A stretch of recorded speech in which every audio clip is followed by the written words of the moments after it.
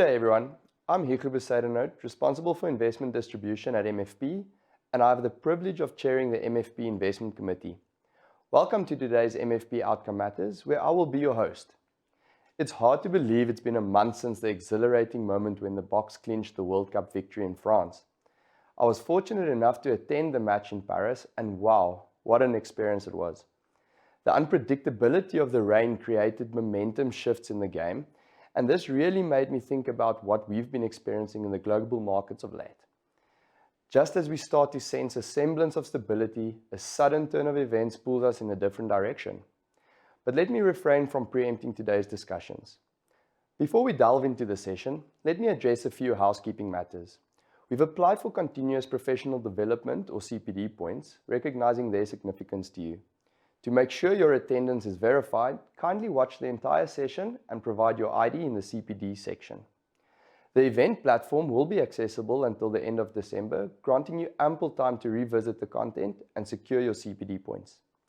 Before the end of January 2024, you will receive a separate email from the Momentum Sales Academy containing your CPD certificate.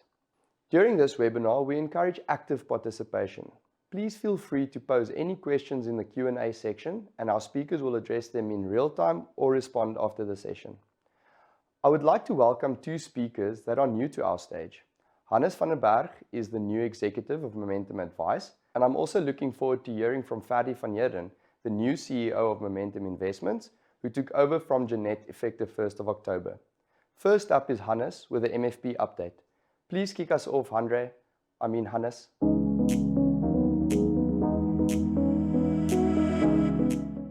Good day, dear Momentum Financial Planning, Financial Advisors. It's great to be with you to share this moment with you. It's also my first time that I'm presenting to MFP. So from my side, I'm looking so forward to the new journey. It's going to be exciting, and I'm really looking forward to today and share with you some of the thoughts that I've already put down for the future of Momentum Advice. That includes Momentum Financial Planning and Momentum Consult. The aim of this umbrella structure called Momentum Advice is really to make sure that between the two brands, Momentum Financial Planning and Momentum Consult, that we offer best advice to our clients, and also make sure that Momentum also position itself much stronger in the advice space going forward. So there will be two brands, there will be two businesses, there will be two FSPs and two different value propositions. And I guarantee you the one is not taking over the other one. So to share a little bit more information with you about the plans, you'll see there on top in the red is the overarching structure that we've put down called Momentum Advice, which will oversee then the strategies of both Momentum Financial Planning and Momentum Consult. MDS will continue to serve or call on Consult as it's currently doing, seeing that it operates in the independent advice market. MFP in its current structure will remain, and I'll share a little bit more with you in terms of our future thinking. On the right of the slide, or the left as I look at it, is obviously our direct-to-client strategy of the group, which doesn't form currently part of this new venture that we're focusing on. So just a glimmer of the new future of Momentum Advice, so to call. So Momentum Financial Planning will remain as Momentum Financial Planning with its current structure called the IC structure, the M channel or the franchises, the red channel, and then a brand new channel that we'll be launching in April 24. In the Consult side, we have three distinct value propositions of Consult, that of short-term, holistic financial planning, and then particular private wealth, which will also remain. From an overall perspective in the market currently, what are we picking up or what we're hearing about ourselves? So the one is Momentum does have an agency presence, but it's the smallest amongst the competitors in the market. The other reality about Consult, we grew quickly, but we are only the third largest at this stage with about 366 financial advisors. Other news that we're getting in is that Momentum through the MDS world is on par in terms of its IFA footprint. There's about 5,000 active independent financial advisors in the independent space, and another 3,000 in the networks. and MDS is getting business from about 2,200 of them. Some of the other feedback that we're getting from NMG is that we, as Momentum Advice, that includes Consult and the MFP, have less control, specifically the MFP space, about our agents. And that particular referred to the way that we conduct ourselves from a business perspective, and then also, I'll touch later on, is vertical integration. And I think that is actually the last point on the slide as well, is that our vertical integration lagged that of the market by far. A little bit more about it later on to the presentation. So at this stage, from my side, the five key strategic objectives that I'll be focusing on with the wider team is going to be growth, it's going to be vertical integration, it's going to be sustainability of our advice models, it's about digital transformation, and then obviously, being that we are an advice business, that we create an advice culture in the business. If we then turn our focus to specifically investment management or wealth management or investment advice, the aim for me over the next year would really be to vet down a wealth management philosophy for Momentum Financial Planning. That will need to include a framework in which we conduct ourselves and also in which we dispense investment advice to our clients. We will need to come up with a solid house view as a FSP holder and keep ourselves to that house view. We need to make sure that we understand the needs of our clients and that we can clearly articulate those needs in engaging with our clients. And then lastly, the two main spices of the recipe would be really our set of solutions that we put forward to our clients, and that's much more in the product space. And then obviously making sure from a platform, DFM and funds perspective that we proudly support our own in that regard. Talking about vertical integration, and then also the slide that I referred to earlier. So what is this word vertical integration that we're talking about? It is really to make sure that we maximize return to our shareholders through using all the investment capabilities available in the wider Momentum Group. That includes our own capability, being advice. It includes fund management or discretionary fund management. It includes our LISP, being platform administration, products that we've got access to, and then lastly, our asset management capabilities in the group. Now, how we measure vertical integration, normally referred to as internal and external. So internal to your own brand and external with reference to funds not in your own brand.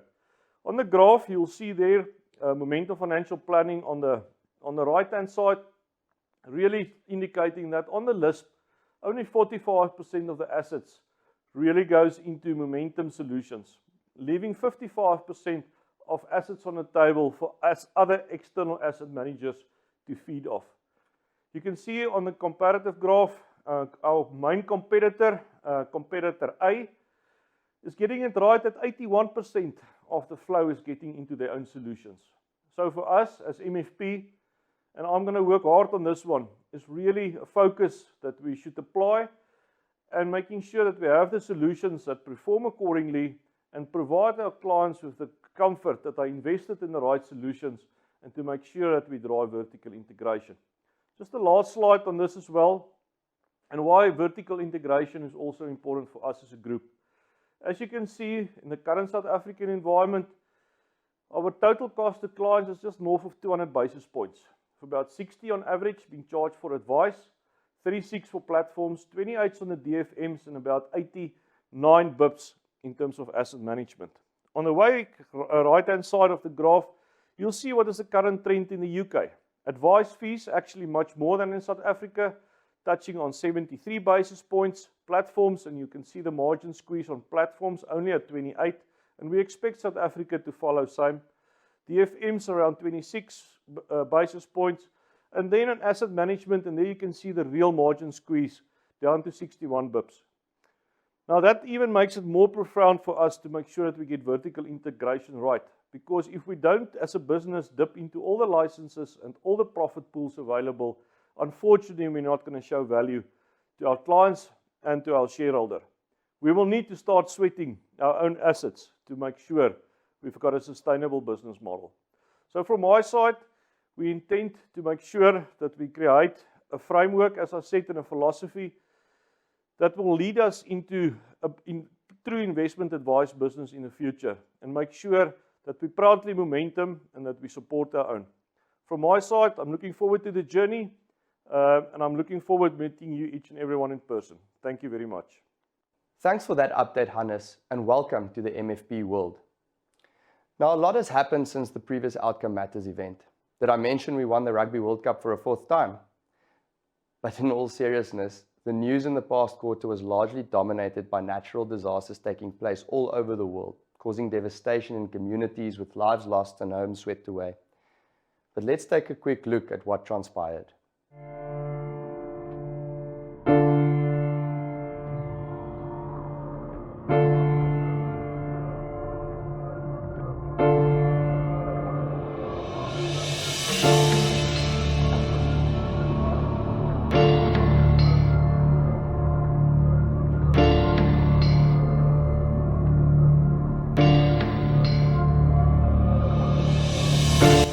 Begin tonight overseas with a race against time as rescue teams in Morocco scour the rubble in a furious search for survivors.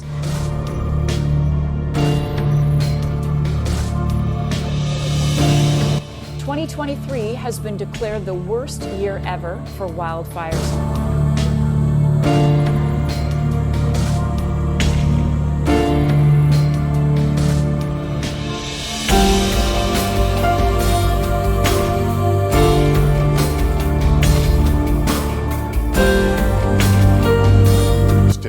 Flooding rains.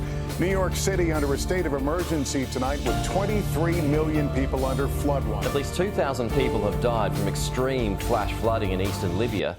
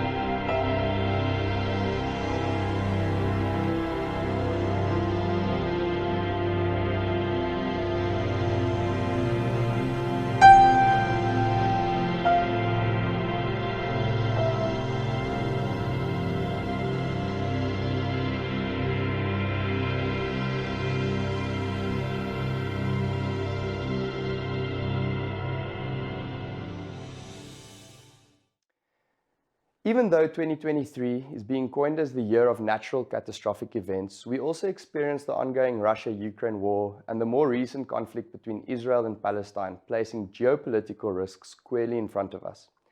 This collection of events is causing various disruptions in the global economic recovery.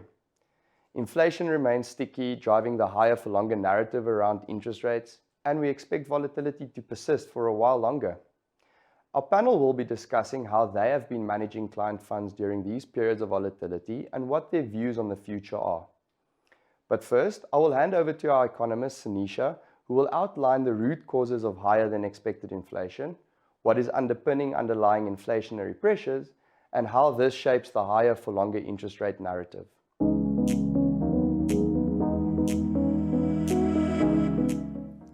Thank you, Mike. Hello, everyone, and thank you for joining us.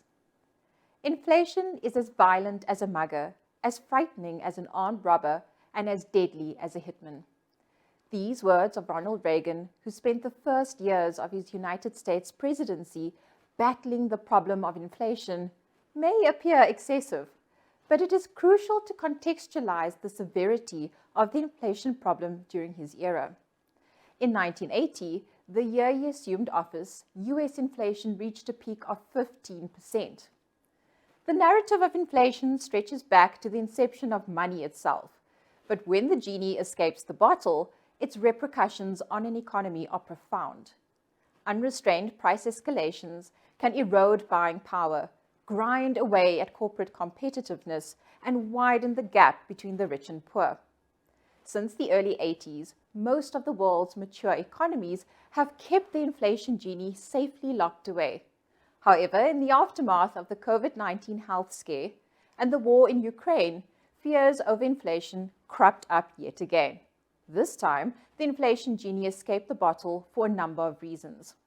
The most commonly cited factors driving the recent upswing in inflation are high food and energy costs. These prices soared after Russia's invasion of Ukraine, driven by worries that Western sanctions might impede the flow of Russian hydrocarbons to the global market, while droughts, higher input costs, and tangled global supply chains drove up food prices. The surging cost of staples squeezed family budgets worldwide, even leading to social unrest in some countries. Food and energy costs have nevertheless retraced significantly in the first 3 quarters of this year, while global supply chains are running far smoother. Yet, despite a retreat in inflation concerns from their peak, global worries about price pressures persist as inflation continues to exceed targets in most economies worldwide. This is hardly surprising when one considers renowned economist Milton Friedman's theory that changes in monetary policy affect the economy with long and variable lags. Authorities responded to the dampening economic effects of pandemic lockdowns with substantial interest rate cuts and asset purchases, alongside ample fiscal stimulus to support households and businesses. Assuming a lag of between 12 and 24 months, these monetary policy changes would have had more powerful effects on raising inflation during 2022 and 2023. Factors driving the sustained rise in prices have varied across economies. In Europe, prices have stayed elevated due to previous significant price jumps, especially in the energy sector, given the region's dependence on Russian energy imports. These price shocks have had a cascading effect on connected industries by impacting the cost of supply chain inputs and consequently prompting demands from workers striving for wage growth to match the rise in their living costs. Meanwhile, in the United States, the tightness in the labor market has been a particularly strong driver of second-round inflation. Heightened demand for labor-intensive services correspondingly translated into tighter labor markets, which contributed to a higher peak and more persistence in services inflation this time around. Tight conditions in the labor market explains why pandemic-era monetary policies have had a more pronounced effect on driving up core inflation compared to the previous wave of unconventional monetary policies witnessed during the 2015 to 2018 period. The global inflation landscape exhibited broadening disparity in inflation rates during the 2022 surge, tilted towards an upward skew. However, this trend has since started to normalize. There is a notable decline in services activity, coinciding with a persistent deceleration in manufacturing. This hints at a potential drop in services inflation for 2024 and a likely softening in both labor markets and overall economic activity. Despite the prevailing tightness in labor markets, notably in the United States, a recent drop in the ratio of job vacancies to the number of unemployed individuals indicates a further potential easing in wage growth.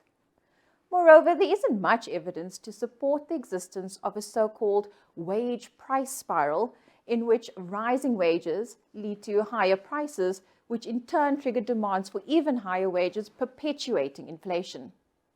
Part of the deceleration in inflation can also be attributed to the implementation of more restrictive monetary policies necessary to curb price pressures. This tightening is beginning to have an impact, although its effects vary across nations. Restrictions in credit availability are placing a burden on housing markets, investment, and overall economic activity, especially in countries with a higher proportion of adjustable rate mortgages or where households are less inclined or financially able to access their savings. Notably, corporate insolvencies have seen an uptick in both the US and the euro area, albeit rising from historically low levels. Furthermore, countries are positioned at various stages of their tightening cycles.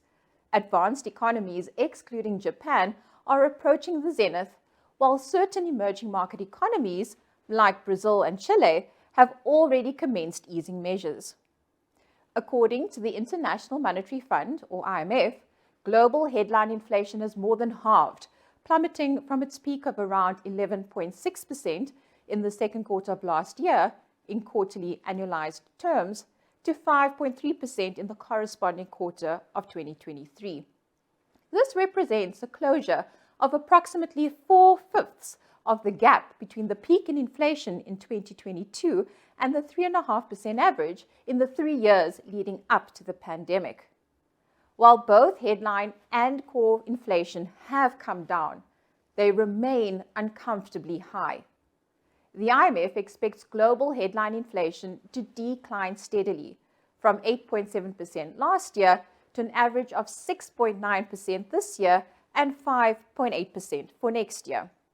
Despite this projected deceleration, forecasts for this year and next were revised up by 0.1% and 0.6% respectively in the IMF's October World Economic Outlook.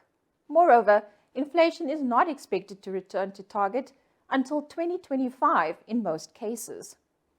The IMF's forecasts show that the pace of expected disinflation is likely to be more pronounced for advanced nations due to stronger monetary policy frameworks and good central bank communication.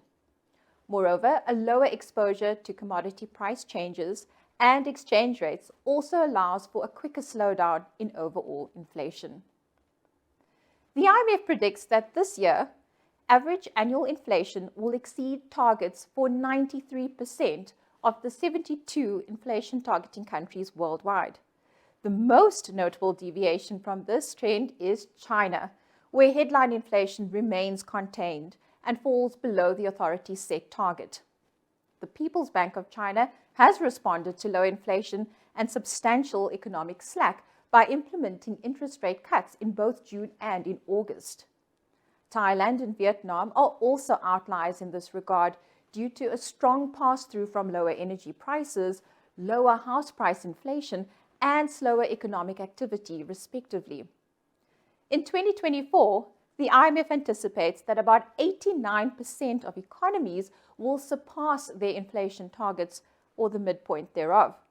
The projected median deviation is approximately 1 percentage point. Looking ahead to 2025, most economies are expected to narrow this gap substantially, with inflation staying within a slim margin of 0.2 percentage points from their respective targets.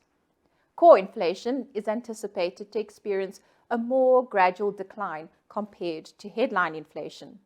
On a global scale, the IMF expects a modest reduction, shifting from an average 6.4% last year to 6.3% this year and further to 5.3% in 2024. Notably, core inflation is anticipated to display a higher level of persistence than we initially thought. The IMF expects that more than half of global economies are expected to witness no decrease in core inflation throughout this year. The IMF has upwardly revised its core inflation projections by 0.3 percentage points for 2023 and 0.6 percentage points for 2024 in October relative to July to reflect stickier underlying price pressures.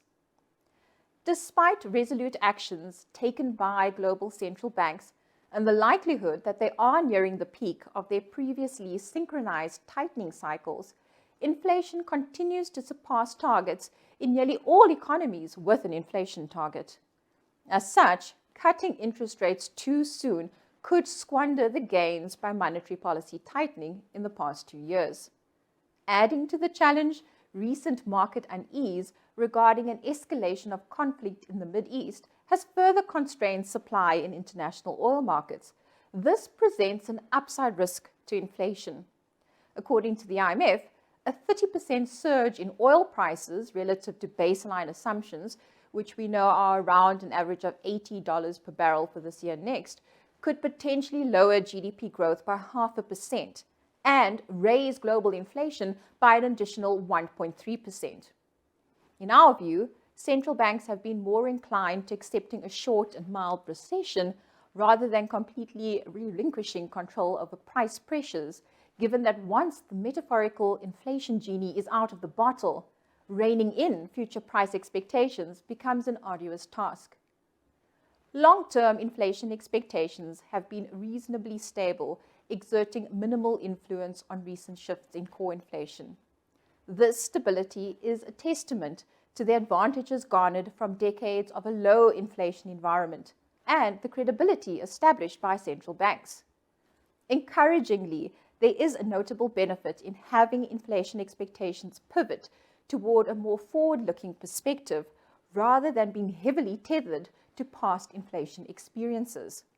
Research from the IMF underscores the efficacy of central banks in steering inflation expectations. The more proficient policymakers are in shaping these expectations, the lower the associated costs in terms of sacrificed economic output when central banks endeavor to meet their inflation goals. Conversely, in a scenario where inflation expectations dwell predominantly on historical trends, which is more typical of emerging markets in general, there's a risk of participants expecting inflation to be permanently higher in an already high inflation environment. This could lead to a potential de-anchoring of inflation expectations, and this amplifies the growth and inflation challenges faced by monetary policy makers. A swift rise in interest rates in major advanced economies since the start of 2022 was a crucial reaction to a surge in inflation.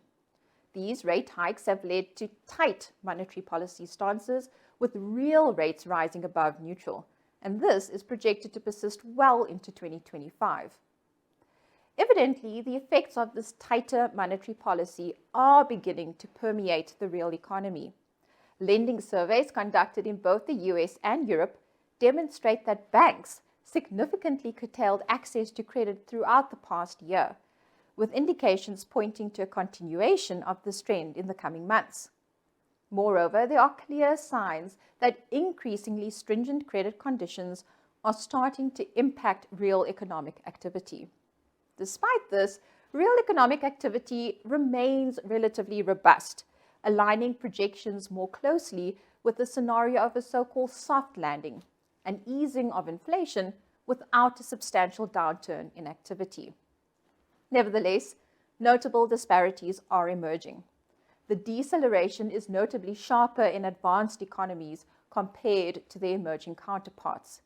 Additionally, there is a noticeable shift towards less synchronization in monetary policy changes, as certain central banks that implemented tightening measures earlier, such as the Central Bank of Brazil, are now commencing their easing cycles. Bringing it closer to home, the South African Reserve Bank maintains a firm resolve to get the inflation genie back into the bottle and keep it there. The SARB has maintained a tight stance on monetary policy despite a slowing in economic activity to address the persistence of upside risks to inflation. On numerous occasions, the bank has emphasized the dangers of too high inflation, especially for the less privileged, whether stemming from domestic demand, power disruptions, or external shocks beyond the country's control.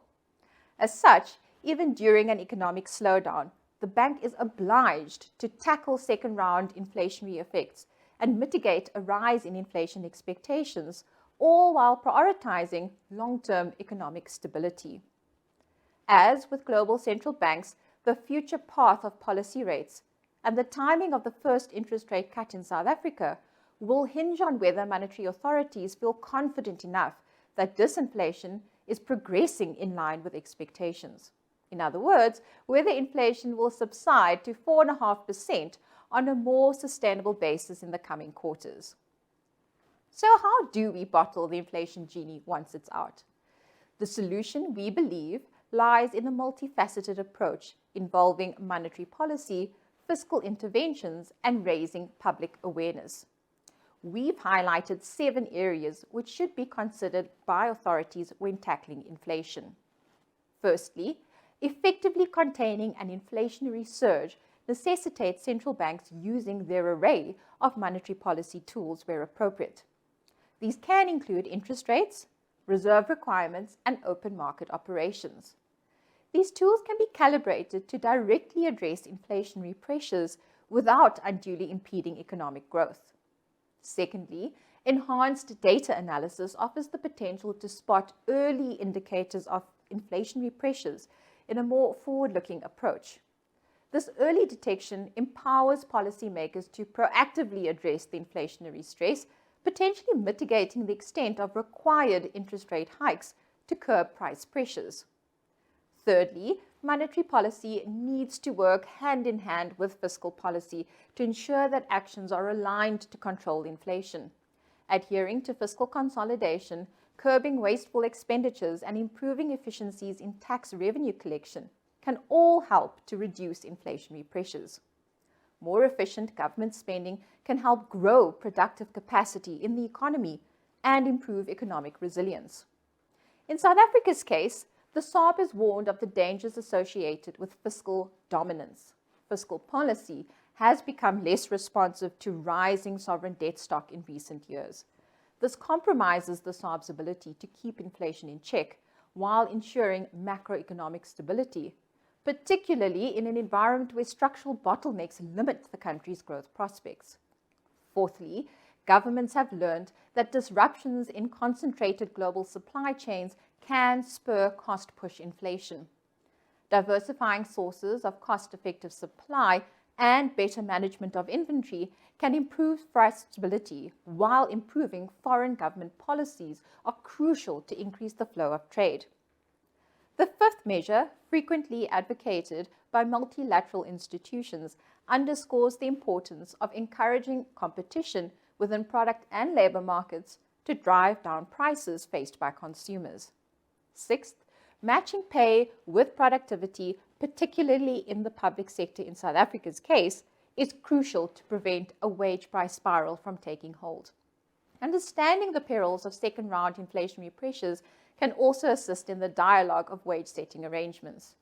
And finally, expectations about future inflation plays an important role in driving inflation outcomes through its effects on consumption and investment decisions, which then in turn affect prices and wages.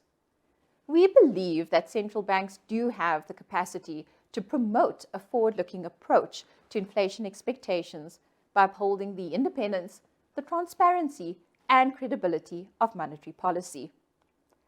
In the days of Reagan's presidency, marked by rampant inflation, challenges abounded. Today's policymakers, armed with diverse tools and knowledge, grapple with the same inflationary beast. Just as Reagan did, they strive to wrestle the genie back into the bottle while ensuring the resilience and stability of the economic fabric.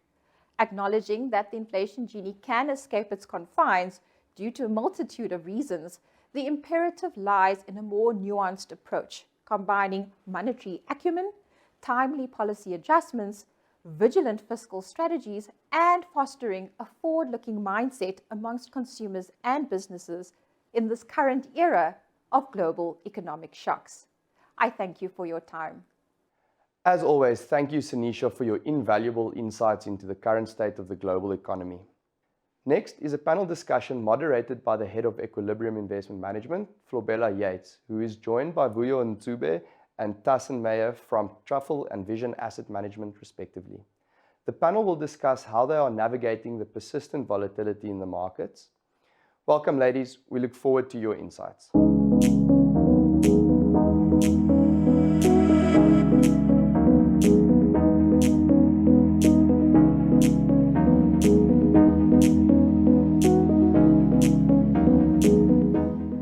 Thank you, Hugo. I'm delighted to be joined in the studio this morning by two phenomenal ladies.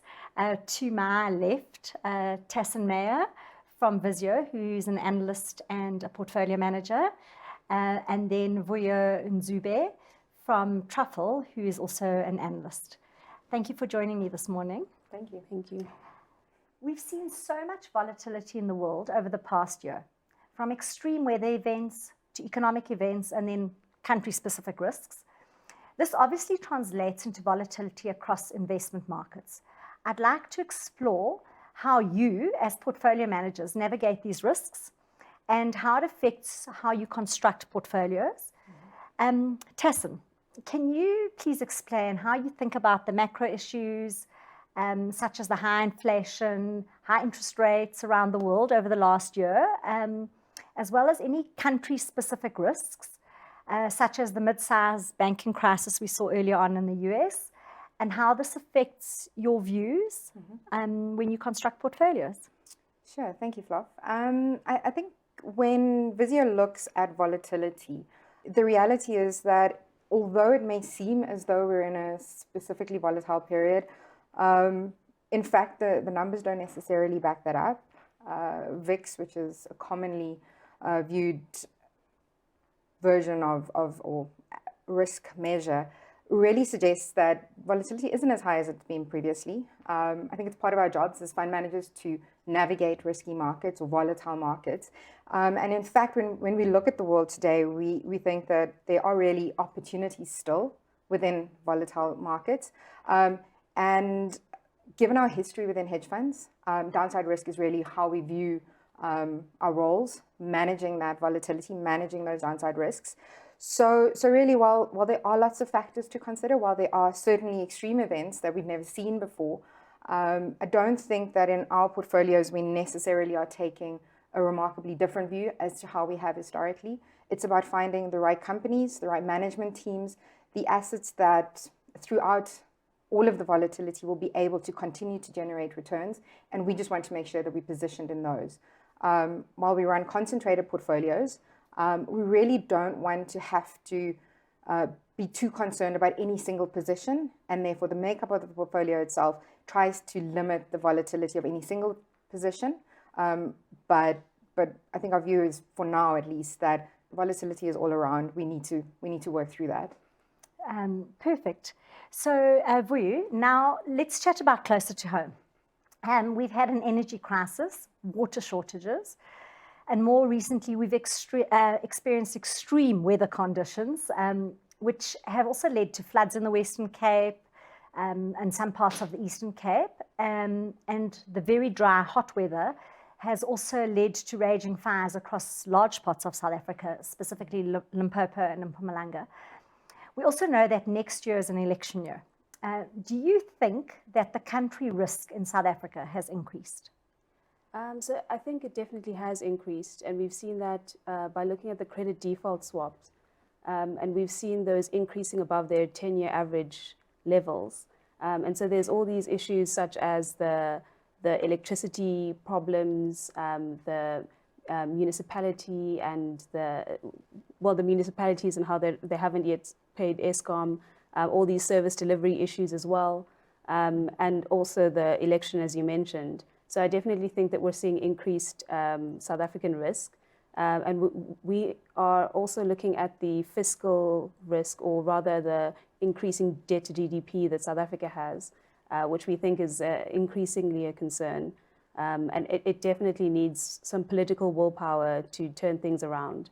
So we are hoping that the election does come about with some solutions, but we're not entirely sure which way it's going to go. I think quite a lot of people are uncertain about whether the ANC gets a majority or they have a coalition with the DA, or so there's a lot of uncertainty in what the outcome will be, and also how that outcome will be managed going forward. Yeah, I've seen some really interesting surveys on what the probabilities are of the ANC actually not getting a majority, and it looks like the consensus is that they'll actually be below 50%, somewhere between 45 and 50 is the latest that I've seen.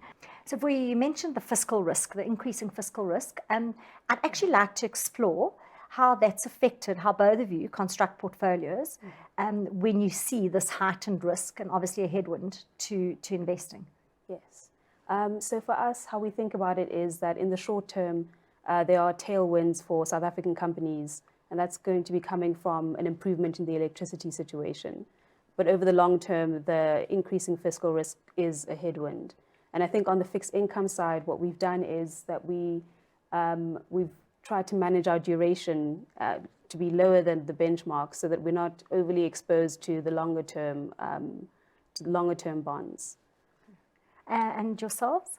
So if we look at how our funds are currently constructed, we've historically always had a predisposition to South African equities. We think that they are phenomenally well-run businesses that can deal with a lot of the risks that you've highlighted and the issues you've highlighted, but we've certainly taken a more favorable view on global equities versus where we have been historically. But when we look at our bond positioning, we are overweight SA government bonds. We think that there is still an opportunity in them. They're not as cheap as they have been, but certainly there is opportunity. And while we are cognizant of the fiscal risks, we think given where we are in the interest rate cycle, there is still opportunity in SA government bonds. And I've noticed that Jonathan's also changed his duration, so it sounds like both fund managers are quite active in that space. So looking at the heightened global and local risks that we've been discussing, as well as the recent changes to Regulation 28, are you seeing opportunity outside of South Africa, or do you still think there are opportunities for investors in the local space? And if so, which asset classes do you think the greatest opportunities lie? I've heard you both talk a little bit about equities and fixed income. But even within each of those sector-specific or stock-specific opportunities, maybe starting with you, Tess? So I think the difficulty from where we are today is that equities locally look cheap. There is no doubt about the value that exists within South African equities. I think, as Visio earlier highlighted, there are concerns about fiscal risks and what the implications are for medium and long-term growth. And therefore, within that, we need to be a little bit more circumspect about how we include those in our portfolios. Our current and our long-term thinking is really about accessing those companies that have exceptional management teams. And I want to reiterate again that within South Africa, I think we've shown over time that our management teams are able to really operate in challenging environments and still deliver exceptional growth when we didn't think there was any. We like companies that have very strong balance sheets, and those are really core for us to be able to make those investments.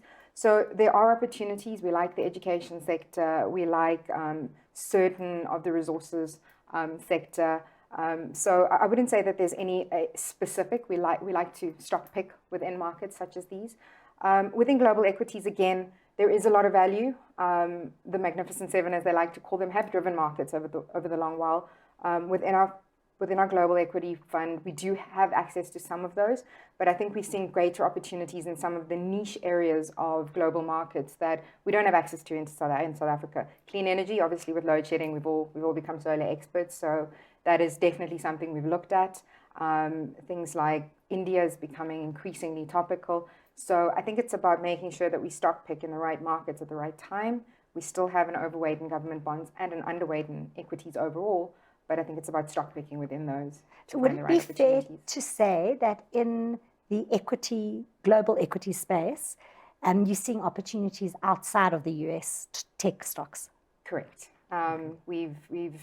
We've explored a little bit further than that. We've made an initial foray into Japanese equities, a very small part of our global equity fund.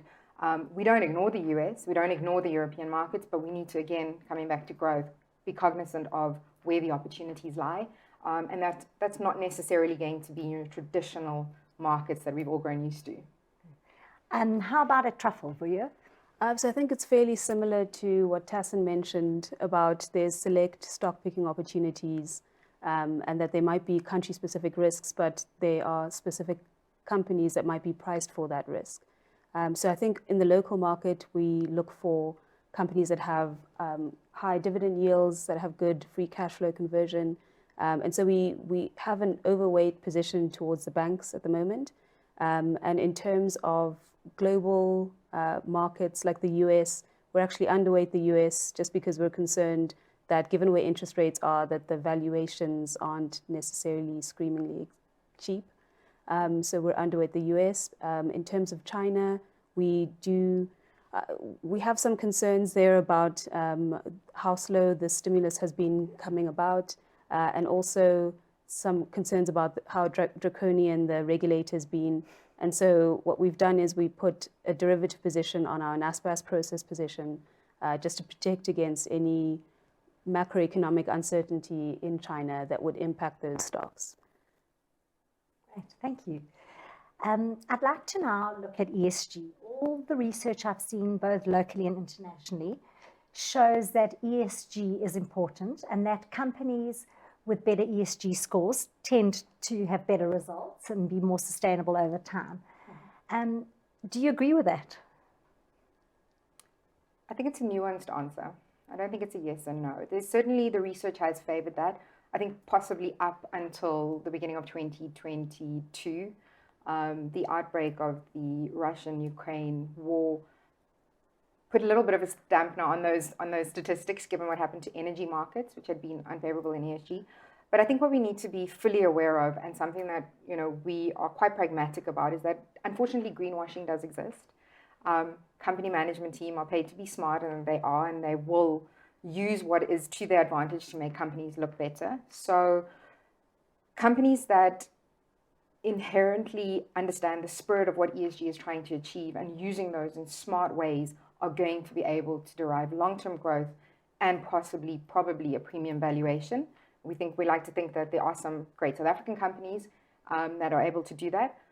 But simply doing ESG and talking about environmental, carbon credits for the sake of getting a better score are not the companies that are going to be the long-term winners. So do you want to just maybe explain to our viewers what you mean by greenwashing? Sure, sorry. So many companies have taken advantage of explicitly stated targets, be it carbon emissions, be it water usage, be it governance scores, and essentially manage their businesses to meet specific targets rather than embodying, as I said, the principles behind being better corporate citizens. And this works to their benefit in the short term, but cracks start to show reasonably quickly when push comes to shove. So we want to avoid companies that are doing it simply for the point. We want the companies that are delivering real change. Thank you. So Vuyi, do you agree? And also I'd be quite interested in hearing how easy it is to embed ESG factors into the South African market, because we've already got a fairly small universe. Does an ESG filter not reduce that universe even further? I think it depends on how you approach it. So if your approach is to exclude entire sectors like coal or mining sectors because of their environmental impact, then you would definitely severely shrink your investment universe. And also miss out on some of the returns, like, for example, that the energy companies gave during the COVID period.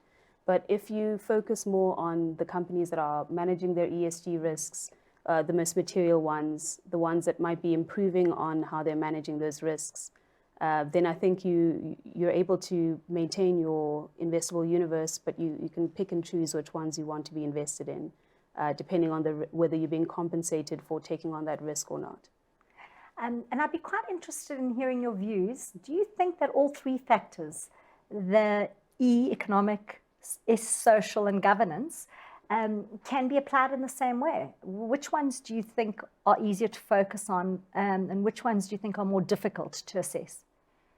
So I think we've taken the view that given where our expertise lies, governance is really a critical factor to get right. South Africa obviously has the King codes, which are a good start. But again, we need companies to actually believe in what they put into their governance structures. But more critically, our view is that if governance is not correct, if you don't have the right people managing and setting strategy, how do we ensure that your environmental and your social strategies are actually rational, legitimate in terms of what's relevant for your business, and that they will be implemented in a manner that is not detrimental to the returns of the business, possibly positive for the business, but also that we have adequately, captured the core issues for that business specifically. So they're all important, but I think from our context, we focus really on getting governance right first before we approach the rest.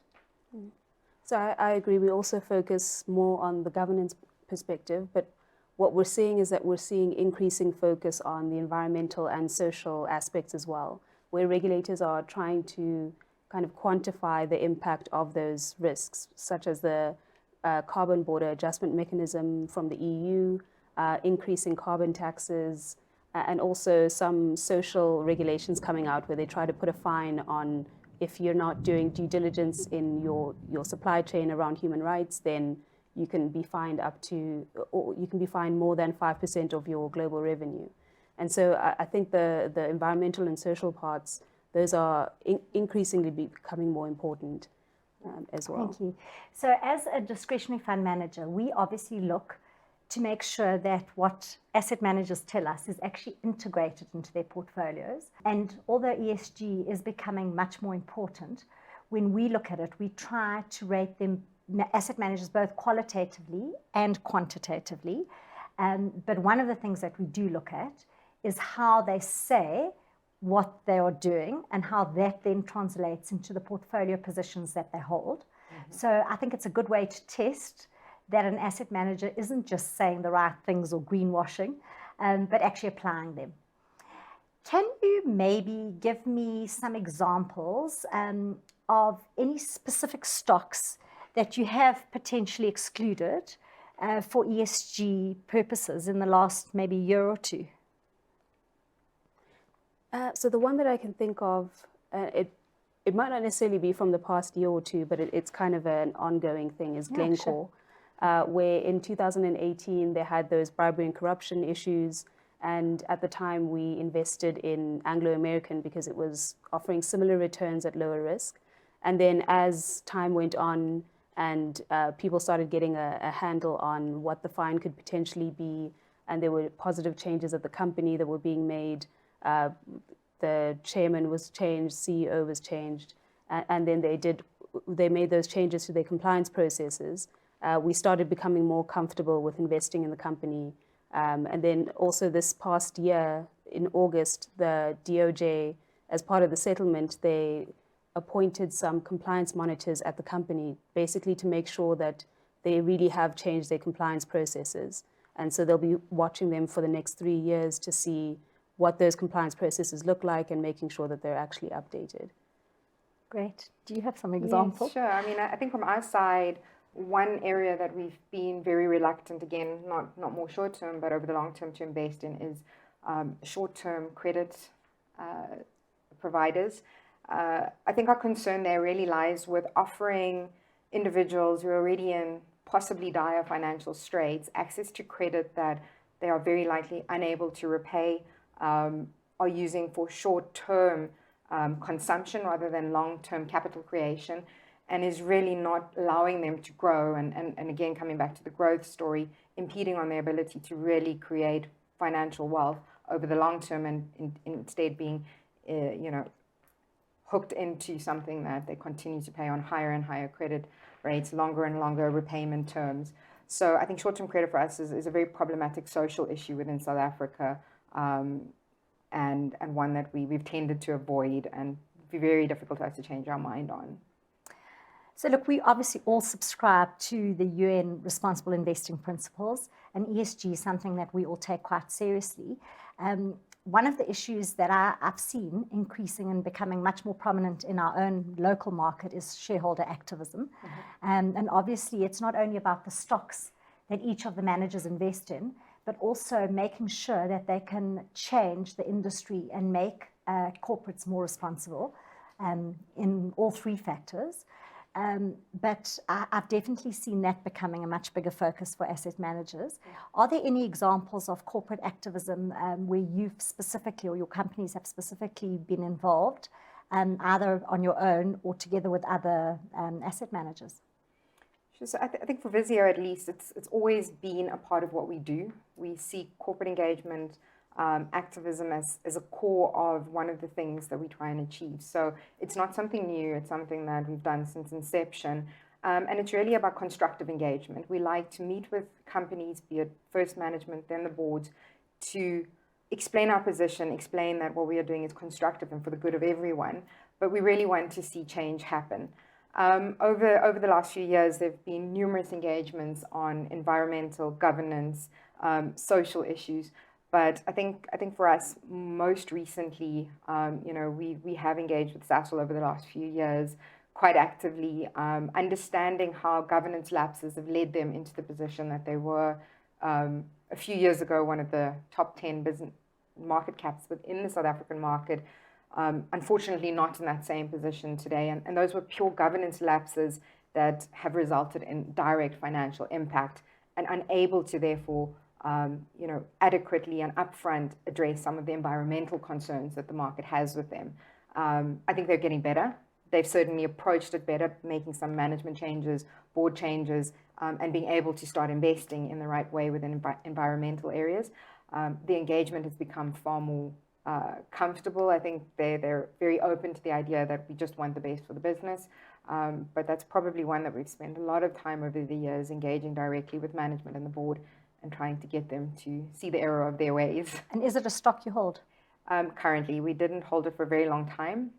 It is currently a small overweight in our funds, in our benchmark funds, but it's one we're a little bit more circumspect on. We think management is doing great things, but they need a lot more capital to achieve what they need to. I think Sasol's also a stock that you've held in the past, so maybe you can also just give us your views on that and any other stocks that you'd like to mention. So yes, we've also had quite a number of engagements. We've been keeping track of the engagements that we've had and the changes that they've made. So improving disclosure around their climate change report, and also increasing the ambition of their emission reduction.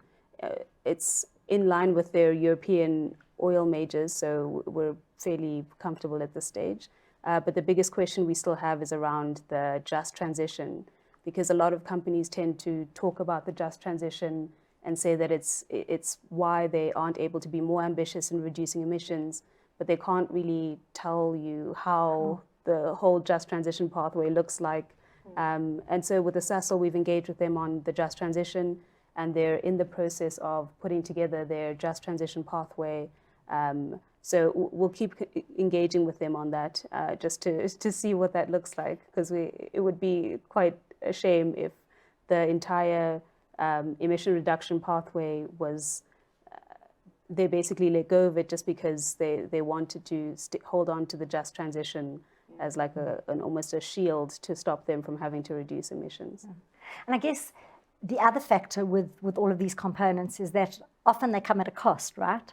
So doing what's right, moving to cleaner energy, doesn't necessarily mean that it's cheaper. It actually often results in higher costs for the corporates in the short term, until they reach the point where they are seeing that they're paying off and they're getting benefits from it. So I guess it's also a cost benefit for companies that are trying to run their businesses in a profitable way. Does that impact them at all? Well, some of the property companies have actually seen positive benefits from installing solar. So there've been positive impact to their earnings because of increasing renewable energy as a percentage of their total electricity, just because it's cheaper than Eskom electricity, and then they don't have to run the generators whenever there's load shedding. They have sufficient power for their malls or their buildings. So in some cases, actually, it has proved to be very lucrative. Yeah, I think we need to be not careful, but circumspect when we look at how companies implement ESG. There are actually quite a number of companies out there who've been able to run with the theme of ESG and become growth companies. I mean, the example we like to use, positions we have in our funds, for instance, like a Sappi and a Mondi, paper companies have moved from being low to no growth industries over the last decade to high growth, exciting places to be, because they've been able to pivot into paper over plastic, fiber, natural fibers over petrochemical fibers. And that has been a huge growth lever for them. It's allowed them to access capital markets that previously they wouldn't. In the case of Mondi, historically, they've been able to trade at a relative premium to the market because they have green energy naturally. They're taking advantage of carbon credits in markets not accessible to others before. And they're growing in a business as people move into, everybody likes to shop online. You need to get your things in cardboard boxes. Mondi's been a direct beneficiary of moving from plastic packaging into paper. So it may have come at a cost in certain areas, but there are a lot of companies who've been smart about this and been able to use it to derive higher growth and higher valuations as a result. Thank you, ladies, for joining us in the studio. I'm hoping that our viewers can see that when we look at building portfolios as a DFM, we try and build diversified portfolios. So we do look for different views. And as you would have heard today, some of the views overlap, but they're also very different views and different reasons for investing in different parts of the market. ESG is something that we do take seriously as asset managers, but it's not something that advisors often ask us about. But I'm thinking that a lot of the younger investors are certainly starting to ask. So it's probably worthwhile having some view and understanding the factors that we look at. And I'm hoping it gives you some comfort that when we are building portfolios, we take these seriously, we look at them, and more importantly, that the managers we appoint integrate their views into how they construct portfolios. Thank you. Thank you. Thank you. Thank you to everyone on the panel for sharing your views with us today. It's clear that we can still expect some lingering volatility, and we hold thumbs that we can avoid any further shocks to the markets. Next, I would like to welcome Ronnie Borman, Portfolio Manager of the Multi-Asset Class Solutions. He will unpack the performance of the MFP Houseview Solutions. Ronnie, the floor is yours.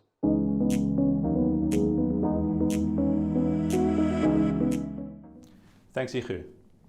Today I'll be taking you through an update on what transpired during the third quarter from an economic and market perspective, and what that meant for the multi-asset class portfolios and funds in the MFP Houseview range. I'll also touch on the key drivers of portfolio performances before giving a high-level overview of our thoughts going forward. As always, we welcome any questions you may have in the Q&A section. Now, the third quarter of 2023 certainly was not smooth sailing from an economic and market perspective. After starting the quarter on a high, with US inflation coming in lower than expected, a pause in rate hikes by the Fed, and a robust US earnings season in July, we were quickly brought back down to earth as market conditions deteriorated. Against a backdrop of stickier inflation and the corresponding more hawkish monetary policy narrative, we also witnessed the downgrade of the US government's long-term credit rating by ratings agency Fitch in August, and the near US governmental shutdown over spending constraints. Accompanying these factors was heightened market volatility and dented investor sentiment, which ultimately led to a sell-off across most asset classes, as can be seen on this chart. Except for local and global cash, all asset classes ended the quarter in the red in rand terms. Starting on the global front, the higher for longer narrative saw bond yields rise over the quarter, leading to mark-to-market capital losses in the asset class. Higher bond yields were also reflected in the de-rating of equity prices, with long duration, high growth indices such as the Nasdaq faring worse. However, fears related to a higher interest rate environment have not been experienced worse than in the global property sector, which was the worst performing asset class over the quarter, despite relatively attractive fundamentals. To add insult to injury, we saw a surprising marginal strengthening in the rand over Q3, which exacerbated losses on the global front. Moving closer to home, local equities mirrored the performance of its global counterparts and experienced a 3.8% drop in the quarter as measured by the JSE Caps Wix Index. Gains in the financial shares during the quarter were wiped out by losses in the resources and industrial counters, which fell 4.4% and 6.2% respectively in the quarter. In SA's fixed income markets, while bond yields rose in line with their global counterparts, our high starting yields offset some of the capital losses, leading to a marginal loss of 0.3% for the quarter. Local property contracted a marginal 0.6% over the quarter, as fears of debt refinancing risks on South African property companies began to weigh in. And finally, local cash was, for the consecutive quarter, the best performing local asset class, mainly due to the elevated short-term interest rates. While we have endured a tough quarter, primarily through market in September, as can be seen here, it is encouraging to look at longer-term figures. The longer-term returns of local asset classes, particularly equity and property, remain disappointing, with local equity achieving only CPI plus 1.5% over 5 years and listed property still in negative territory over 5 and 7 years annualized. The 1 and 3 year figures, however, do paint a much prettier picture and perhaps reinforce the importance of staying invested, as markets can and do move quickly, and strong periods such as the last year or 3 years make a material difference in the likelihood of clients achieving their desired outcomes. Case in point, irrespective of the woes of the local listed property sector, given the sell-off we've had in local equities, local property is now the best performing local asset over the 3 years to September. Emphasizing again why diversification and strategic asset allocation plays such an important role in our investment approach. Turning now to the MFP focused model portfolios, returns over the quarter and year to date have been under pressure amidst the tough market backdrop. It is however important to bear in mind two things. Firstly, we must stress that these are very short-term periods, and given that we manage with a longer-term mindset, it is expected that our positioning may or may not be rewarded by the market from time to time. What is however encouraging is that since the launch of the model portfolios, returns across the board are ahead of the respective ASISA peer group averages if they were to fall into the CIS world. Secondly, it is also important to bear in mind that these returns are simply a snapshot in time. With it being impossible to predict what will happen over a set period, we manage the portfolios with a longer-term mindset, taking into account a range of possible market environments that can arise. We do this by defining robust strategic asset allocations and employing a number of diverse strategies within the asset classes, which over the defined investment horizons give us the highest chance of achieving the desired objectives, irrespective of the prevailing market conditions.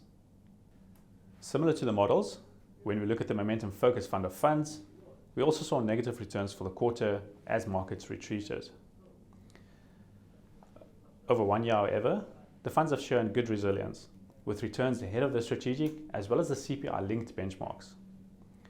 3-year returns are also very pleasing, and the funds have participated well in the market rallies we've seen since 2020, leading to outperformance relative to the various ASISA multi-asset class category averages. Over the 7 and 10-year horizons, the high CPI plus 4 and CPI plus 6 hurdles have however not been attainable given the lackluster returns of our local equity and property markets, as I've touched on earlier already. Diving a bit deeper into the portfolios, this slide illustrates the main contributors to, as well as detractors from performance over the last year. Starting on the positive front, our tactical allocations within global cash, global bonds, and local property all contributed to outperformance. At an underlying fund level, we experienced decent alpha from our local equity blend, with Voort and Fairtree performance within the local model portfolios, and Fairtree, Truffle, and M&G on the fund of fund side.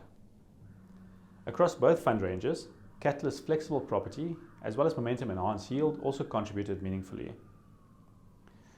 Now onto the negative side, we unfortunately did not hold enough global equity, which has been the standout performer over the past year, owing largely to the Magnificent Seven. We also experienced disappointing returns from the Momentum Global Growth Feeder Fund within the model portfolios, whose allocations to alternative asset classes, as well as an underweight US position, detracted from performance. Also disappointing was the Momentum SA Flexible Feeder Fund, whose performance was hurt by the overweight allocation to the long end of the yield curve, particularly amid the Lady R scandal in May, as well as in September when we saw yields rise once again. Turning now to our asset class views, these remain largely unchanged from the last quarter.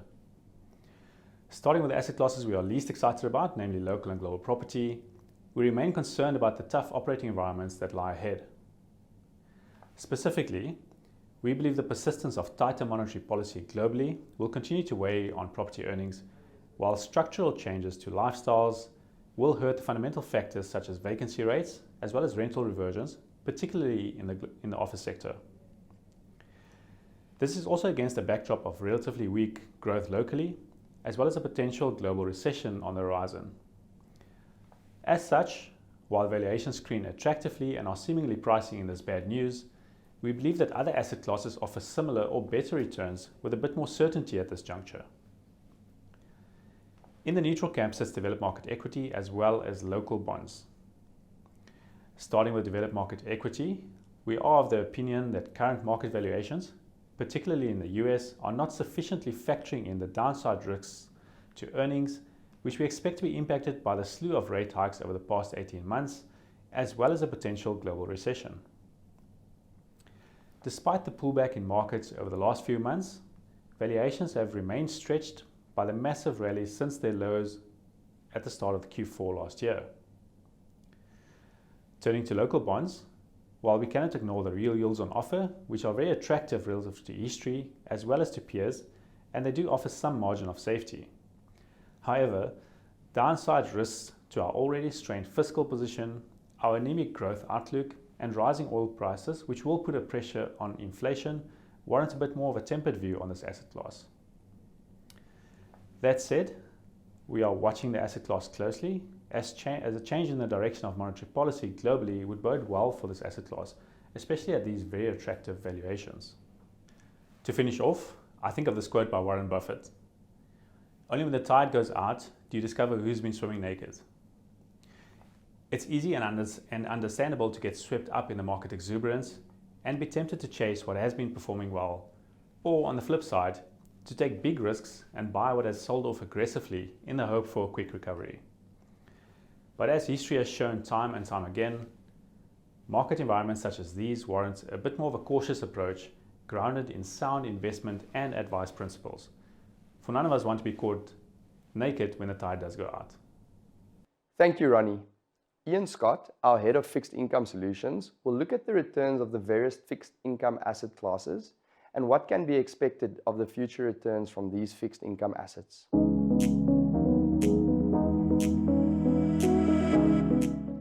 Thank you, Hugo.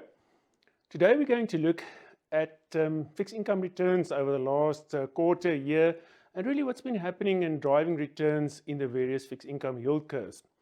But as always, let's start with the globe. What's really been happening in developed markets that's really been driving emerging market returns, especially in fixed income. And as always, the most important driver is the US yield curve.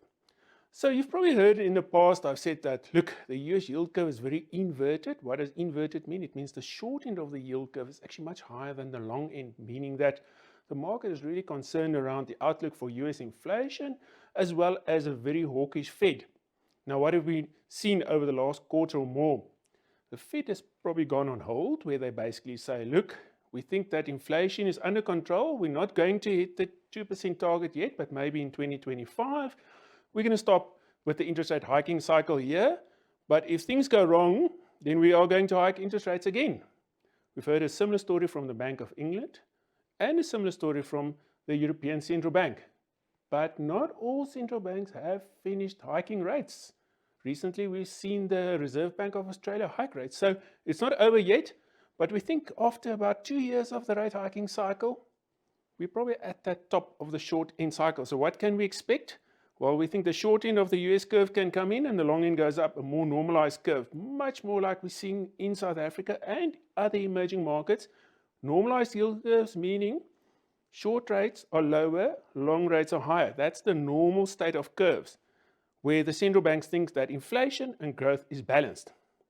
What does it all mean? So what's the so of it? The so means that there's been pressure on fixed income returns, but it has been a tale of two stories. What do I mean? It's been a good story for the front end, cash yields, credit yields. Not so great story for the long end of the yield curve. So let's get into it. So if we look at returns, for those of us that's been more conservative, sitting in that front end, sitting in credit, sitting in cash, looks very attractive. Think about it. Inflation this year is probably going to be around 5.5%, closer to 6%. Next year, 4.5%. Cash yields, 8.5%, 9% returns. Looks very attractive. So if you were conservative and you sit in cash, you get paid to wait. Inflation-linked bonds, sure, it's been tough. Why? Because of the correlation to nominal bonds. Nominal bonds also very tough because when US bonds goes from, call it 30 basis points up to 5%, South African bond yields have to follow. Our own bond yields over the last 2 years, all the way up from around 8% up to 12%. Very hard to make decent positive returns in that environment. Credit, on the other hand, looks very decent. South African corporate balance sheets are in great condition. Yeah, so 8 or 9% returns. You get paid to wait. Interesting that clients ask me, should we lock in now? What should we do? And I say, well, wait. I think there's opportunity. You're getting paid to wait by sitting in cash instruments. So right, let's get into the detail. What has worked and what has not worked? We talked around cash. Cash has worked, right? 3.5% real yields. Credit has worked. 2 reasons. One is quality. We talked around the quality of the balance sheet of corporate South Africa. Secondly, spread compression. Now remember, when spreads compress in the credit market, that's positive alpha. So you'll see the returns in the enhanced yield fund in your income plus fund. It really helps the credit funds. And then thirdly, offshore spreads. We like offshore spreads, wide spreads, wide differentials on the swaps. We're locking in high quality credit at very decent prices. What has not worked? One, we talked around duration. Why? Because long end of yield curves have moved substantially higher in South Africa, meaning capital is under pressure. So yes, not great returns for bonds. Inflation-linked bonds, not great because of the correlation to nominal bonds, right? Convexity, the steepening of the curve, it hurts bonds at the moment, but it will play out over the future. We think there's opportunity there. And then obviously the third part is then all this SOEs and munis that's under pressure and these bailouts and the fiscal story, which is not great. We've seen at least there was a decent medium-term budget, but look, we still think there's huge fiscal risks down the line, especially 24, 25, 26 for government, and National Treasury will have to fix this in some way. So what can we expect going forward? I think it's quite important to understand that we always have to start with inflation. And we said, well, look, if inflation next year is 4.5%, probably 4.5 to 5% in 2025, what can we expect from the different asset classes? Important. One, cash will still give us that 8.5 to 9% returns. Very attractive. Locking in 1 year NCDs at 9%, we think it's a great trade. Secondly, credit. You're going to get paid to wait in corporate South Africa. The second thing is, if you want to hedge yourself away from government South Africa, a good place would be into corporate South Africa. Why? Because the balance sheets look attractive. Yes, the pricing might not be great, but we think the quality is great. Inflation bonds, we think at 5% real, it really competes with equities. There's very few asset classes that will give you a 5% real return with a guarantee from the SARB saying, look, we're going to protect your inflation hedge. Then the one that's really the lightning rod out there would be nominal bonds. Look, if government doesn't fix the fiscal position, returns could be on the low single digit side, but we're more weighing towards the positive side saying, look, we think National Treasury will fix the fiscal position. We don't know what the budget in 2024 will entail, but we think there's some positives there for the bond market. And we think that low double-digit returns from the bond markets are very probable. So yes, if we think about our multi-asset portfolios and where we want to be allocated, we would probably want to have an allocation to all four of these yield curves. We think it makes sense to have an allocation to each and not just a binary bet on one of them. So what are the factors that can really drive fixed income returns over the next year or more? So firstly, falling inflation. Falling inflation is a good thing for fixed income assets. The Fed getting into a rate cutting cycle, that will help emerging markets. Why? Because they control the base rate. It's not going to happen now, so we'll probably have to sit tight for a while. I think we can probably expect that the Fed will probably start cutting rates towards the middle of 2024. I think early in 2024 is probably a little bit early. They would want to have a positive view around the inflation trajectory, especially out in 2025, before they start cutting rates. I think a very similar scenario for the SARB. The SARB will probably also want to wait for the Fed and then cut rates. So expect a rate cutting cycle probably in the middle of 2024. I think that helps a lot.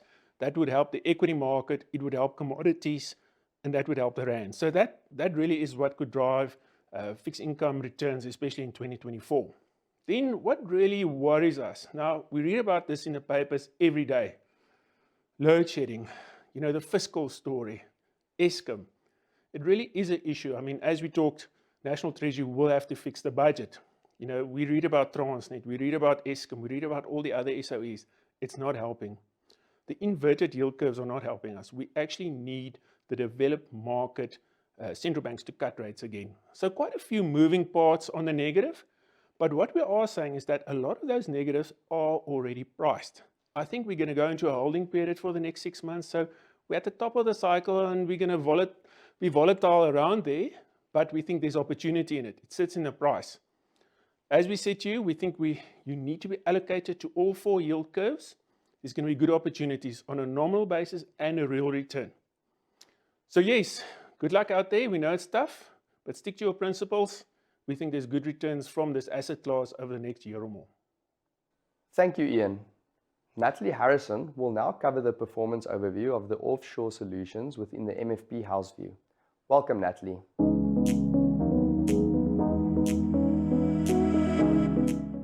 Thank you, Hugo, and hello, everyone.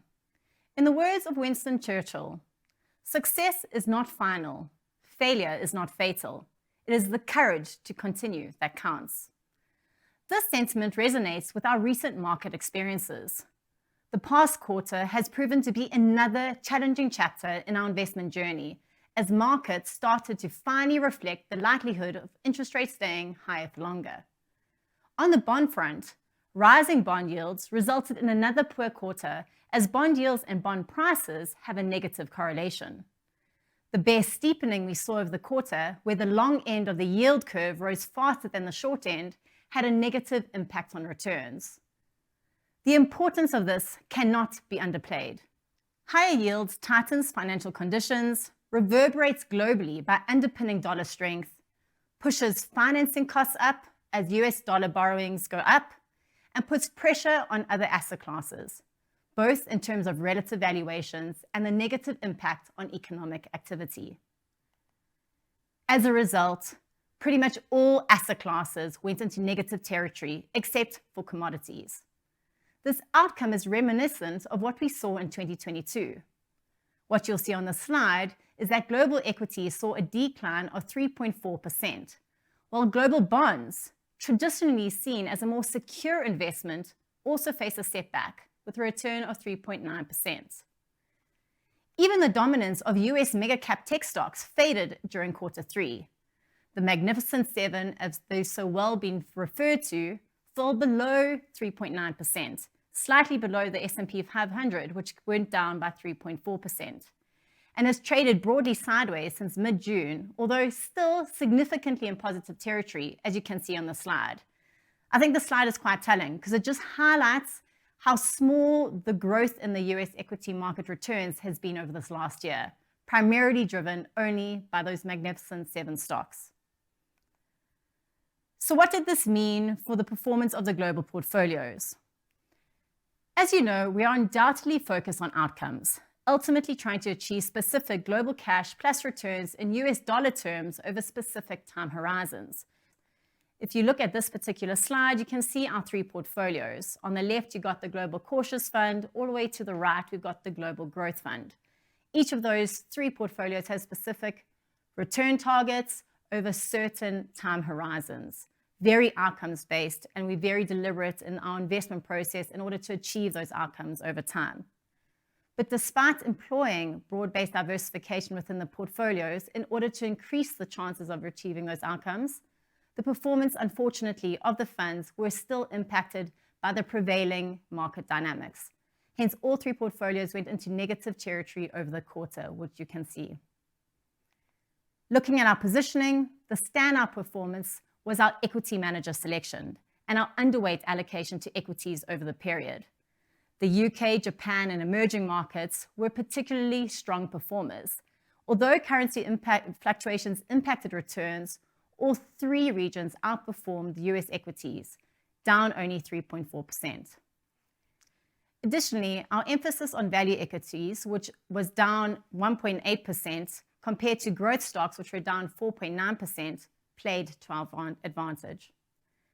Furthermore, given the challenges faced by bonds last quarter, our focus on shorter maturity debt and cash proved prudent, given that the bulk of our fixed income exposure remains in short maturity bonds. An exceptional contributor to the performance of the portfolios was the Round Hill Music Royalty Trust, a position we initiated in July. The investment saw a cash bid for all of its assets, announcing a 70% premium to which the share price contributed positively to the returns of the portfolios over this last quarter. On the negative side, unfortunately, property and infrastructure were both weak due to rising interest rates and weak sentiment, particularly towards property.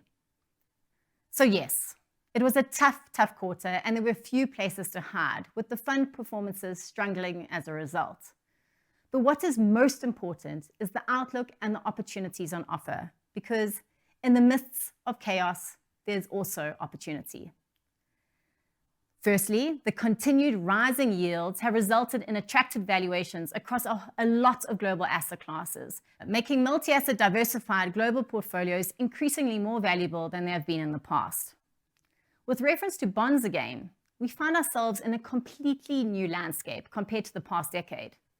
The tough period of normalizing yields has resulted in attractive valuations on both the short end of the yield curve, to which we're exposed given higher rates, but increasingly on the long end too. You can see how high yields have become on this particular slide. Plus, they are showing increasingly attractive valuations relative to equities. This can be seen on the following slide, where you can see the reducing equity risk premium. But the opportunities don't just stop with government bonds, because with the exception of mega cap growth stocks, there are other attractively valued areas, including equities in areas outside the US, in inflation-protecting assets such as infrastructure and certain property sectors, in private equity, which is trading at historically wide discounts to net asset value, and many more other assets. Diversification has not helped in recent times, but the outlook from here looks promising for those who ensure capital is actively engaged. So we know it has been a tough quarter, but as per Winston Churchill, it is the courage to continue that counts. And it is those investors that continue who will reap the longer-term rewards. Thank you.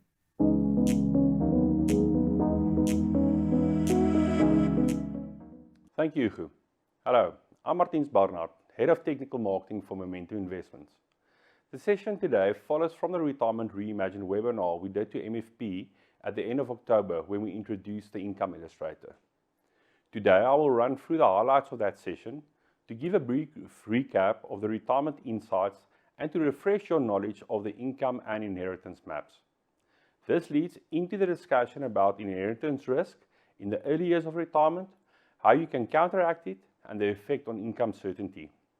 Thereafter, I will speak about income smoothing strategies, the well-known income bucket approach, and then about using a gap in a similar manner to how a low-risk investment is used in the income bucket approach. When looking at our book of retirement clients that is drawing between 3% and 16% across each age band, you can see the spread of clients on the Momentum Wealth platform. The number of clients at every drawdown level and age are represented by the size of each of the bubbles shown here. These cohorts have a specific required return needed to maintain this level of income in real terms up to the age of 90. This can be shown by the heat map when I overlay the required return on top of these cohorts. What is important to note is that the required return is higher for younger clients than for older clients due to the time they are, on average, going to spend in retirement. That can be seen by the red dots or the cohorts of clients needing a return more than 30% starting at a 10% drawdown level at the age of 75, but already starting at an 8% drawdown level at the age of 60. These clients are at two very different drawdown levels, but from a required return perspective, they are facing the same financial equation. The question remains, can they solve their retirement needs with the traditional asset classes? In the presentation today, we will be looking at a few alternative approaches to solve this, but first, let's look at one of these bubbles. This bubble and every other bubble represents a cohort of investors, and we will do a case study on this specific cohort. In our instance, the fictional client called Greg that represents the cohort of clients that are 65 years old and who are drawing 7% from their living annuities. People like Greg requires a return between 11 and 12% to maintain their lifestyles in retirement. Let's turn our attention to Greg. In the Retirement Reimagined webinar, Greg considers investing in a medium equity fund without using a gap. The income map shows a market realistic spread of outcomes we believe Greg could experience in the future should he maintain the income he's withdrawing and increase it every year by 5%. We believe that when markets don't perform well, Greg will have a very good chance of getting less than half of the income that he wants at the age of 90. The amount of red gives insight into the chance of this happening. When markets give good performance, Greg has a 48% chance of maintaining his income, getting an income that is 100% aligned to his stated income need. It's almost close to a flip of a coin for Greg. The reality is markets will dictate what happens. And this is how you read an income map. These income maps give you insight into the expected outcomes of different investment strategies at different ages. But even though an income map gives insight into most people's primary need, that of receiving an income, it only tells part of the story. Inheritance is also a need of clients in retirement, even though the importance of this need varies.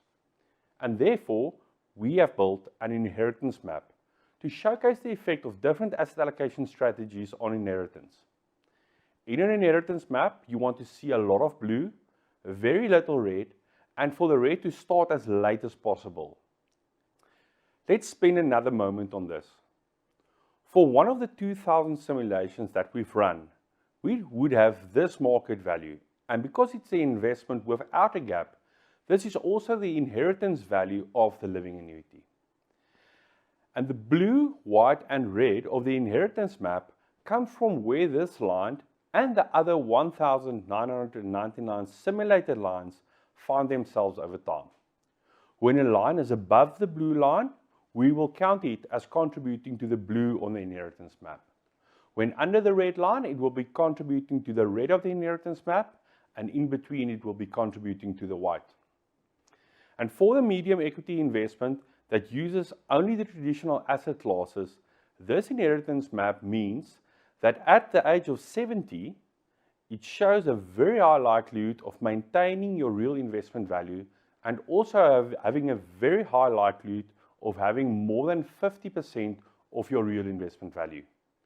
At the age of 90, with a medium equity investment, you have close to a 60% chance of leaving less than half of the real value of your investment as an inheritance, and close to a 30% chance of leaving a living annuity with an inheritance value that has maintained its real value over this period.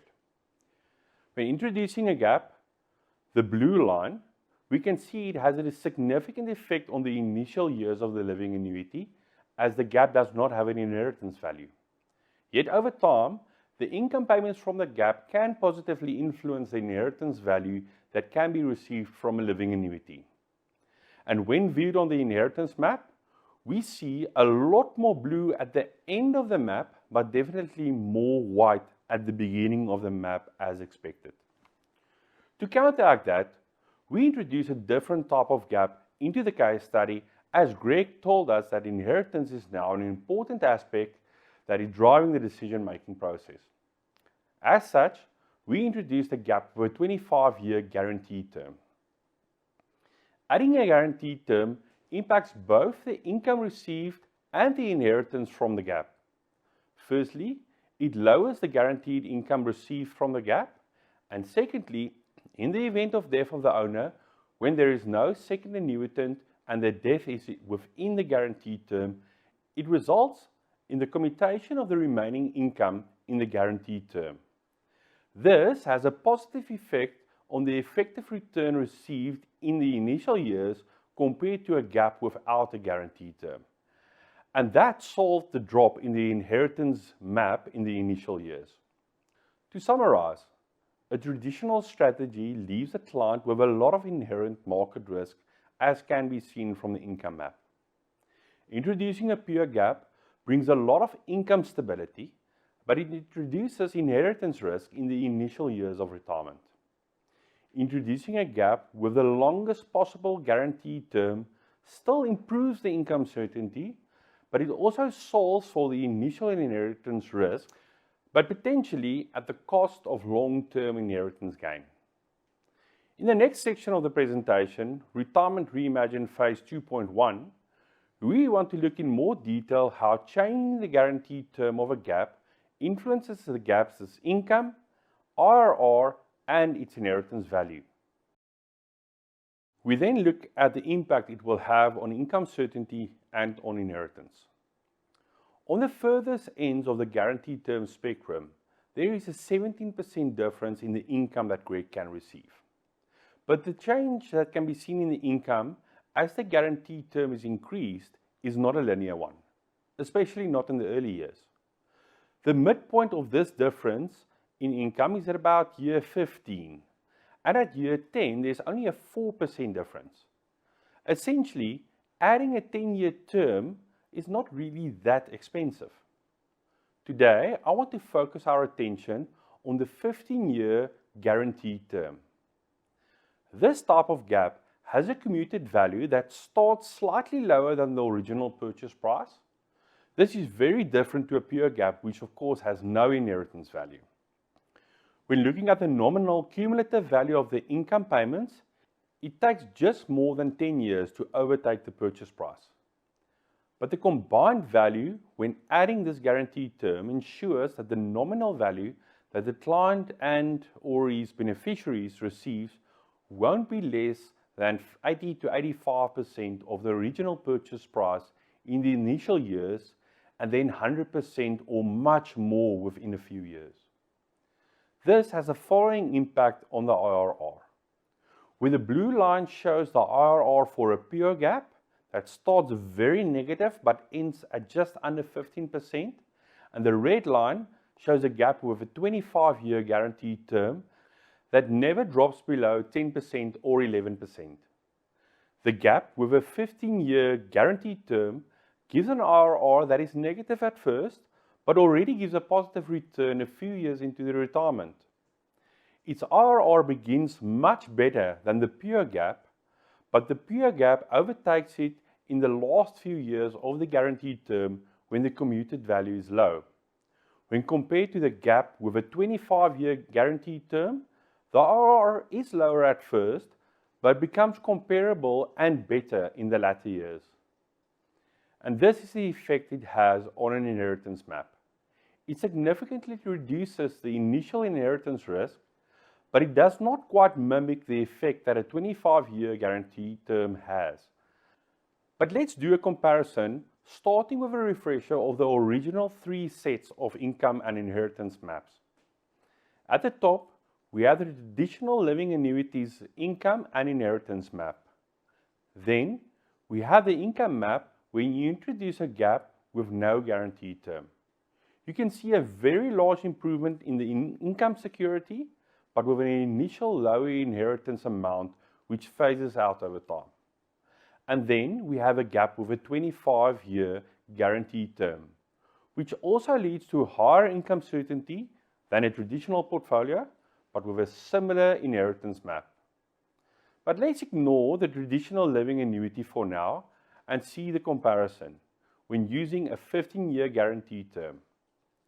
When using this guaranteed term as opposed to a 25-year guaranteed term, it will give you a better income that provides quite a significant income increase in income certainty, but it has a slight increase in inheritance risk in the initial years. But this risk is much lower than it would be without a gap, as there was almost a 600,000 Rand commuted value. In the last section of the presentation, we will look at the income illustrator and how you can incorporate income smoothing strategies. I will show you how to use the income bucket approach, and I will also introduce a new strategy that I call the income wall approach. Remember, the income illustrator was purposefully built to give you the opportunity to customize your advice. And I will show you some ideas of how to blend the gap into the investment advice that you provide. We start with a client that needs an income that starts at a 7% income level, and with the other details very similar to that of Greg that we've used in the case study. This is an example of what we can expect under conservative market conditions. An income that becomes unsustainable at the age of 70, and he would hit the income level of 17.5%, which is the cap, in his early 70s. Do note that the market value starts at 100% and reduces over time as there is no gap. When moving to scenario 1 that uses a gap, I purposefully changed the allocation to the gap to 35% because I wanted to mimic our case study. You can now see the previous values being moved out by about 5 years respectively, but that the market value starts lower. Note that I kept the remainder of the client's investment portfolio unchanged.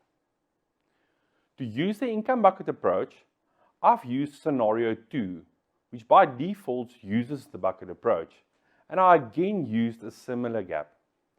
Note that the investment strategy was also changed here to be aligned to the client's risk preferences and not the client's current investment holdings. The basic idea behind using an income bucket approach is to invest part of the investment into low-risk assets and to draw any income from these buckets. That gives the larger portion of the investment the opportunity to grow without any income payments being made from it in the early years. There is also a way to do this using a gap. By using a gap with a high starting income, that is a gap that has a low or no escalation, and as such, it looks like a wall or a fence, you can limit the amount of income you have to draw from market-linked assets. You can see from the blue bars that by using only 35% exposure to a gap, you are already funding close to 70% of the initial income in the starting years. This approach can also be combined with the bucket approach to limit income drawdowns being made from any high-risk market-linked investments. This strategy reduces sequence risk, but on the other hand, it does not reduce longevity risk in the same manner as an increasing gap would. It is important to take a client's personal circumstances into account. This might be a strategy that is used for clients where this is not their only source of retirement income and who have other investments that can solve for their longevity risk. Sequence risk can be reduced even more by allocating more to this type of gap. And in the example, you can see that a 70% allocation to a gap with no escalation funds all the income needed for 6 years. And the excess income from the gap that is reinvested, that is the light blue, would be able to fund the extra income needed when the income need becomes higher than the payments from the gap for another 6 years. That means that for 12 years, no market-linked asset would have been funding any income. Again, it's important to take a client's personal circumstances into account. Using a gap that has an increase that is closer aligned with inflation and even linked to inflation might be a more suitable alternative. Do remember, the income illustrator is an evolving product. It does not yet showcase the effect of adding a guaranteed term and the effect that it will have on a client's inheritance, but I hope that with the research that I've shown you today, you will have all the knowledge of implementing guaranteed terms to personalize the income and inheritance needs of your clients. So in closing, we believe that we can reverse the living annuity risk spiral by introducing a gap as a hedging strategy against market and longevity risk. As it can reduce longevity risk, reduce the risk of an initial lower inheritance or a negative inheritance, and it can reduce your reliance on market returns as it gives you an investment portfolio that is less exposed to market risk. Thank you. Finally, I would like to welcome Ferdi van Heerden to close the event for us. Ferdi, thank you for joining us today.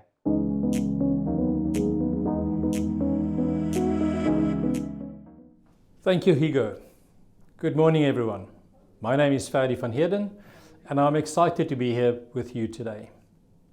Momentum Financial Planning has been a great partner in our journey the past few years, and together we have achieved significant milestones.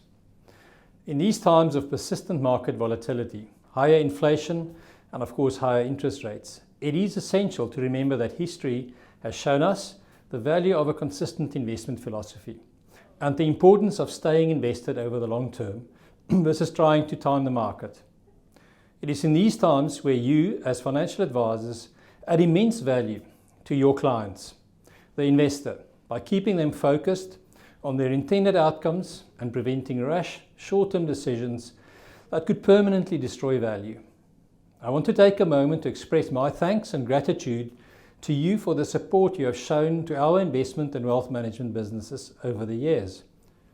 Your trust is the foundation upon which we build our future successes together.